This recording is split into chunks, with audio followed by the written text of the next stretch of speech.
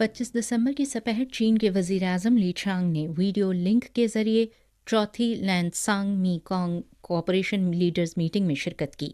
ली चांग और म्यांमार के रहनुमा मिन आंग ब्लिंग ने इजलास की मुश्तरका सदारत की। चीनी वजीर आज़म ने लैंडसांग मीकोंग ताउन के इस्तेहकाम के लिए 4 तजावीज़ भी पेश की। पहली ये कि मरबूत तरक्की को गहरा करना चाहिए और खुले ताउन पर अमल करना चाहिए।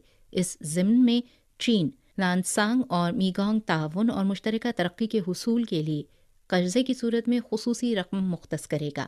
दूसरी तजवीज़ में सब्ज़ ताउन के फ़रोग़ और आबी वसाइल के इस्तेमाल में तमाम ममालिक के जायज़ हुकूक और मफादात का मुकम्मल एहतराम किया जाना शामिल है। तीसरी तजवीज़ हिफाजती इंतज़ाम को मजबूत बनाने के हवाले से और चौथी तजवीज़ अवाम के दरमियान सकाफ़ती तबादलों को गहरा करने की है। तमाम फ़रीक़ैन ने लीत्सांग मीकोंग ताउन